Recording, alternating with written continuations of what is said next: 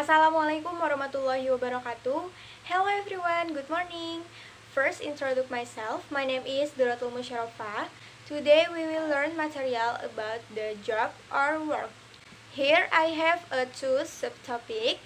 The first is kosakata or vocabulary that relative to the job. And the second is tata bahasa or grammar. Penggunaan imbuhan me dalam kegiatan sehari-hari. So, let's switch into the first subtopic about the kosakata or vocabulary yang berkaitan dengan pekerjaan. Apa itu pekerjaan? What is job? Employment or job is a relationship that involves two parties between the company and the workers' employees. The workers will get a salary as remuneration from the company or the employer. The amount depends on the type of profession carried out based on a contract that has been urged by both parties. Salary payments can be in the form of hourly wages, annual salaries of price work, depending on the type of profession and in which sector they work.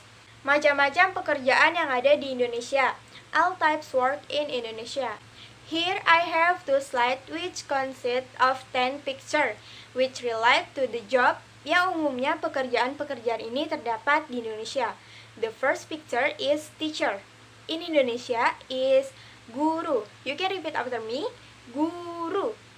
And the second picture is doctor. In Indonesia is dokter. You can repeat after me. Dokter. And the next picture is police. Di Indonesia is polisi. You can repeat after me. Polisi.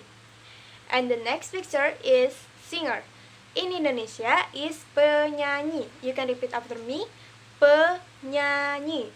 And the last picture is painter. In Indonesia is pelukis. You can repeat after me. Pelukis. Let's move into the second slide. Here I'll also have 5 pictures. The first picture is nurse. In Indonesia is suster. You can repeat after me. Suster. And the second picture is pilot. In Indonesia is pilot. You can repeat after me. Pilot. And the next picture is architect. In Indonesia is arsitek. You can repeat after me. Arsitek. And the next picture is chef. In Indonesia, we can call him is koki. You can repeat after me. Koki. And the last picture is pramugari. In Indonesia is pramugari. You can repeat after me. Pramugari. Okay guys, this is about the vocabulary with relate to the job. Let's we move into the second subtopic is tata bahasa or grammar. Imbuhan me yang biasa kita gunakan dalam kehidupan sehari-hari. In here we will study about imbuhan me yang bermakna melakukan aktivitas or the preposition of me which have a meaning as a verb atau kata kerja. Here I will explain to you about the four function or the four difference of imbuhan me yang biasa digunakan. The first is me plus first letter is R, L, W, Y, M, N, Y, and H. If the preposition meet the letter that I have mentioned before, it is still me from the example here. The preposition me meet the word rawat, it can be the word merawat because rawat have the first letter of R. Example in the sentence in here. Tugas suster adalah merawat pasien yang sedang sakit. So, in the sentence, merawat is a verb. And the next example is the preposition me meet the word larang. It can be the word melarang because larang have the first letter of L. Example in the sentence in here. Ibu melarang adik untuk pergi bermain. So, in the sentence, melarang is a verb. The second preposition is me with the first letter B, P, F, V. It can be mem, not me. For example, in here, plus beri. It can be the word memberi, not memeri. Example sentence in is, adik memberi makan kucingnya. In the sentence, memberi is a verb. Khusus untuk huruf P, jika bertemu dengan imbuhan me, akan berbunyi seperti contoh. Misalkan, me plus putar. Itu adalah memutar, not memputar.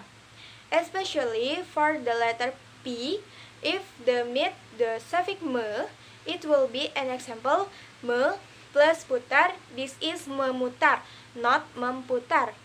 The next preposition is me plus the first letter D, C, J, S, Y, Z, T. It will be men. For example, me plus the word cuci, it will be mencuci, not mencuci.